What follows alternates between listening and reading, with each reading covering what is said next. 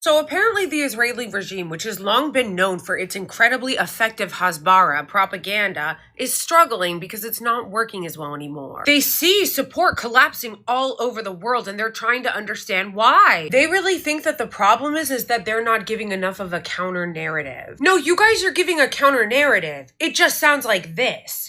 I just like how they always use the term counter narrative and never the truth. They never say it's the truth. Okay, here we go. These children are dying of hunger because you have not been allowing aid. This is extreme. They are not dying of hunger, and in any conflict that Mr. Smotrich, your leader, has said that the people of Gaza should leave. I've got an idea. Why don't you let them come over the border into Israel? Why don't they flee into because they Israel? are our enemies. Because they are the children are your enemies? They are our enemies. Children are your enemies? They are our enemies. Our special guest is Youmna El Sayed. She's an award-winning Egyptian-Palestinian journalist who has been reporting from the Gaza Strip since 2015. She currently works as a correspondent for Al Jazeera English, where she has covered the ongoing conflict and its impact on civilians. Her work has also appeared in various international news outlets such as TRT Digital, TRT World RT, and the Associated Press. Last year, she received the Maria Grazia Cutilli Award for International Journalism. Welcome to the show, Youmna El Sayed. Thank you, Jimmy, for hosting me on your show. It's a pleasure. Being a journalist in Palestine is very dangerous. It's something like over 200 journalists have been killed, and a lot of them have been targeted, correct? Yes, that's about 223 journalists have already been killed. Many have been injured, and unfortunately, as long as this genocide is still ongoing, we can't know the exact number of journalists that will still be targeted. And so it hasn't always been this dangerous in Gaza, right? Correct? This is it's never been safe, but this is kind of really exploded, correct?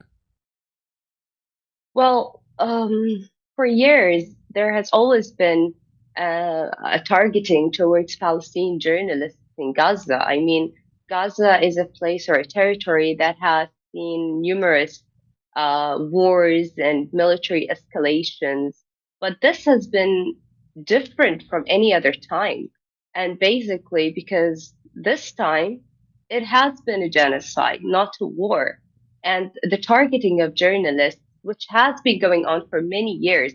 I mean, Jimmy, when we used to cover the Great March of Return, and it used to be by the borders where there is a separation fence, a security separation fence, and a buffer zone of 300 meters on the Palestinian side and 300 meters on the Israeli side. That's a total of 600 meters. Palestinian journalists were shot by sniper bullets, covering the protests of unarmed civilians protesting for the breakage of the siege, a long-lasting Israeli siege on the Gaza Strip. We were targeted by gas grenades that were carried by drones, and they would fly all the way to where we're standing and drop the gas grenades over our heads. We were targeted by sniper bullets. Many journalists were injured and others were killed. So that's the sequence of the targeting of journalists. Only this time, the targeting has not just been on the journalists themselves, but it has even surpassed that. It has become on their families, their neighbors. And so, aren't you surprised at the lack of outrage and outcry and universal condemnation by the international press associations and, just journalists everywhere? Or maybe there has been and I just missed it. What's your take on that? At the beginning of this genocide, there was a very weird silence, and not just silence. There was a very weird adoption to the Israeli narrative.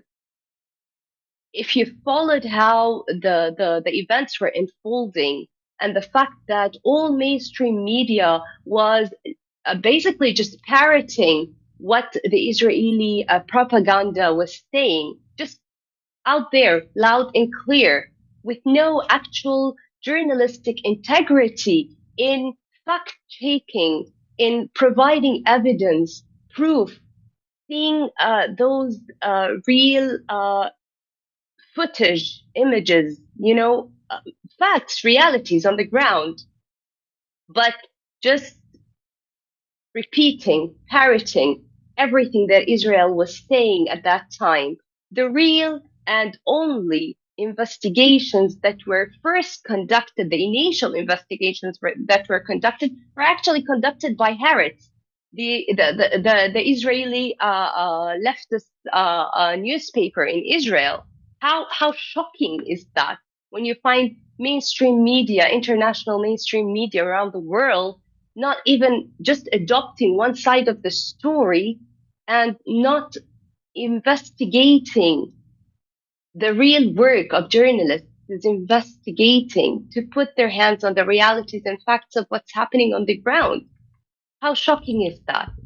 Now I see that this narrative is, this whole flow is changing, and I see it, and I'm glad that it is. And I'm glad that journalists are finally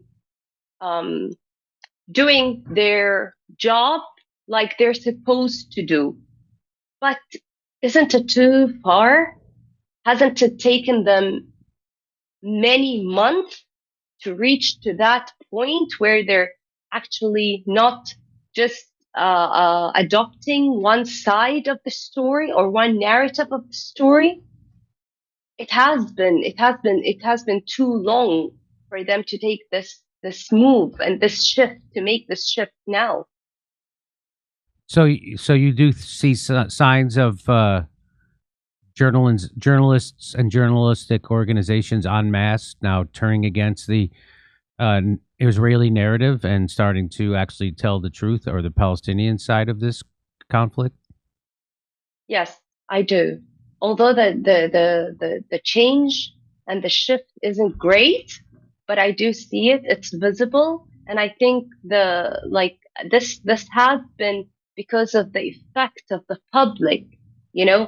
People around the world are taking their news through social media platforms other than mainstream media now, because they lost their trust in mainstream media because of how different and how different the news is on the mainstream media, and how different it is from what they see on social media platforms, from the videos and footage that is coming out of Gaza, from the Palestinian journalists themselves on the ground in Gaza. And then the headlines, the manipulative headlines, and how much they dehumanize the Palestinians and the Palestinian victims when communicating a certain news about an event that's unfolding, and it's a brutal killing or targeting of children or civilians or forced displacement. All that has caused the public to be aware and to shift their views from these news outlets, international news outlets. And that's why I think and I believe that this shift has started to happen.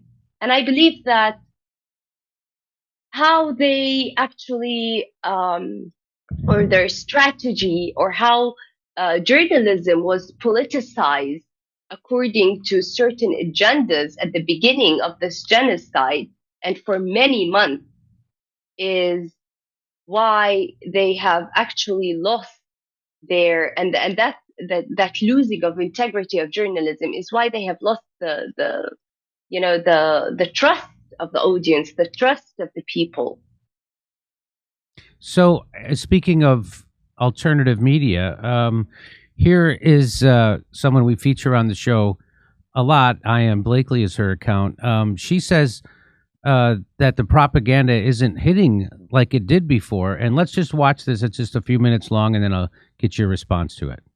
So apparently the Israeli regime, which has long been known for its incredibly effective Hasbara propaganda, is struggling because it's not working as well anymore. They see support collapsing all over the world, and they're trying to understand why. They really think that the problem is that they're not giving enough of a counter narrative. No, you guys are giving a counter narrative. It just sounds like this. I just like how they always use the term counter narrative and never the truth. They never say it's the truth. Okay, here we go. These children are dying of hunger because you have not been allowing aid. This is extreme. They are not dying of hunger, and in any conflict that Mr. Smotrich, your leader, has said that the people of Gaza should leave. I've got an idea. Why don't you let them come over the border into Israel? Why don't they flee into because they are Israel? our enemies. Because they are The children are your enemies? They are our enemies. Children are your enemies? They are our enemies. I love that the reporter asked him that about, like, why not just let them into the Israeli regime? Because so often when you ask them a direct question, the answer will be psychotic, but Western media never asks. I never hear anyone in the West ask, why not let them in Israel? But honestly, we don't really need him to tell us because we can see it in his eyes. Just look at the way he looks at her when he's talking about how the children of Gaza are his enemies. If that's not hate, I don't know what is. Bro, this guy's an elected official of the Israeli Knesset, which is kind of like our Congress. That's terrifying. Or I don't know, maybe if you don't want to look bad in the eyes of the world, maybe you should stop filming yourself blocking aid to starving children.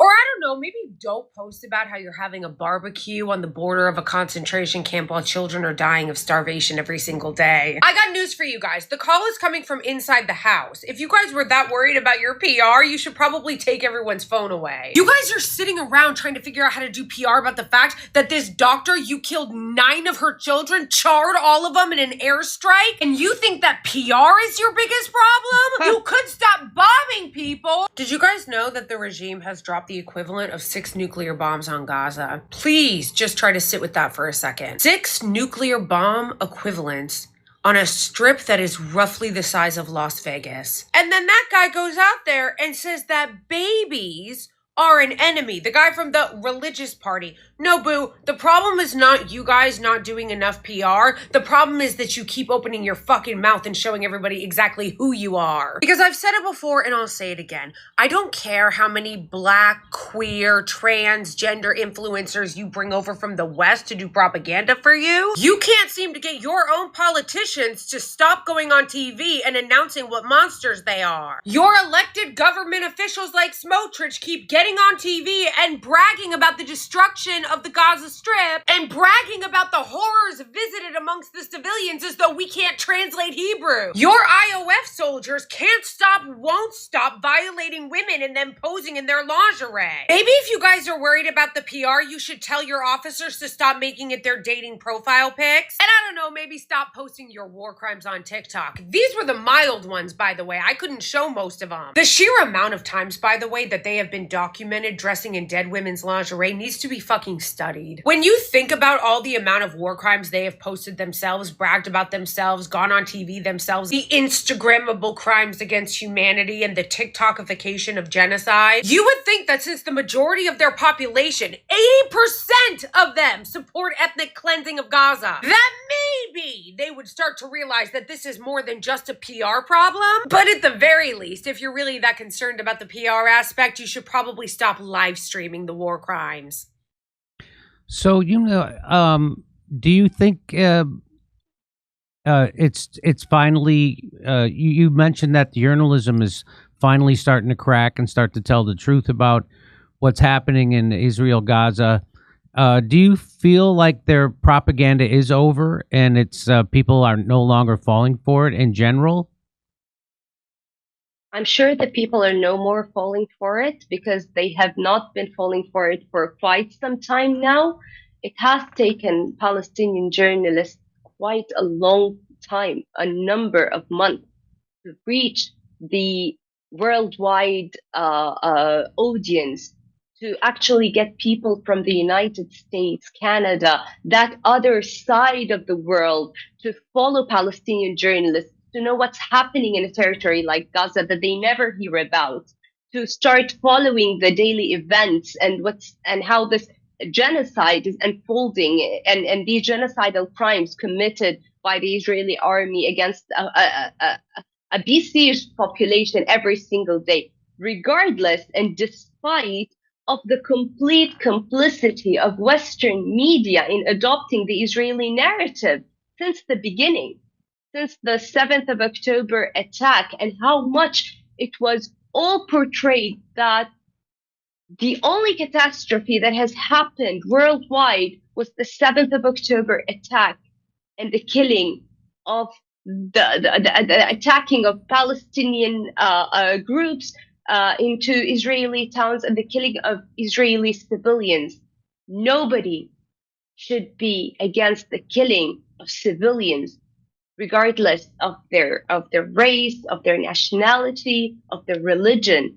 But you can't just conclude every single thing that is happening. Just the first 3 months of this genocide, over 40,000 children were already killed. Look at the number. Look at the number. We're talking about 40,000 children in 3 months. And on the other side, the entire world was standing on one foot for almost 2,000 Israelis that have been killed. This is how much worth the Palestinian blood is compared to the Israeli blood. Well, also on October 7th, lots of those Israeli civilians were killed by the Hannibal Directive, which is the IDF themselves, the Israeli army, killed their own people and blamed it on Hamas. Isn't that correct? Who investigated that other than Harris, an Israeli newspaper? Where are the dozens of international Western media organizations and news outlets to investigate why, in the first place, a very heavily security fence was breached and how it was allowed to be breached? A security fence that is 24 hours under surveillance with deployed soldiers along that security fence across the border with Israeli tanks and military vehicles. 24 hours. Where did they disappear and how was that fence allowed to be breached? Who investigated this? Who investigated the fact that an Israeli helicopter came and opened fire on each and everyone in the field in that area, including Israeli civilians who were killed? No news outlet, no Western news outlet investigated that except for Haaretz, the Israeli news outlet. Don't you find it? We've made this point on the show many times that you get more truth about what's happening in Gaza from Israeli news or outlets than you do in the United States or the West. Why is that? It's because of the strong Israeli influence in the United States and the West, and because living in that region, in the occupied territories in Israel, you come to understand the reality on the ground.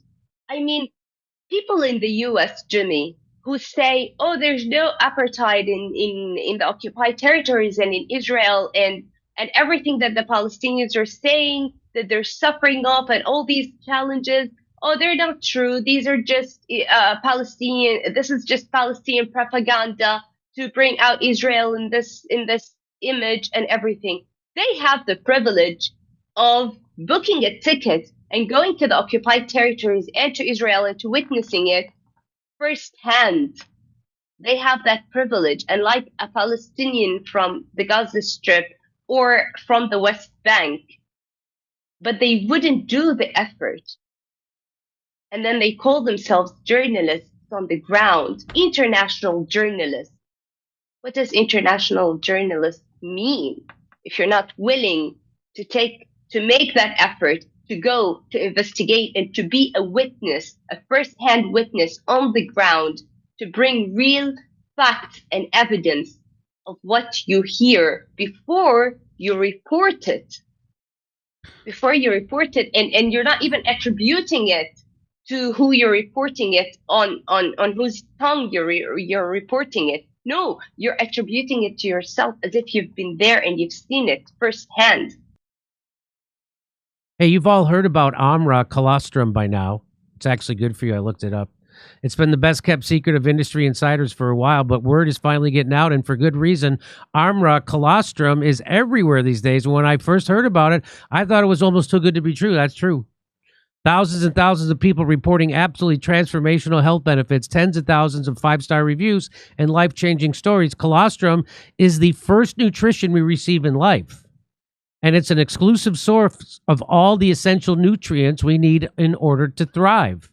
Amra colostrum is a bioactive whole food with 400 plus functional nutrients like antibodies, antioxidants, micronutrients, and minerals. It's been known to strengthen immunity, to improve gut health, to ignite metabolism, among other benefits. Amra colostrum is cruelty-free and only uses surplus colostrum from grass-fed cows that would otherwise be waste produce. It's a win-win. We've worked out a special offer for my audience. Receive 15% off your first order. Go to tryarmra.com/Jimmy or enter Jimmy to get 15% off your first order. That's tryarmra.com/Jimmy. Come see us on tour in Glasgow, Manchester, Belfast, Dublin, Liverpool, Birmingham, and London. Go to jimmydore.com for a link for tickets.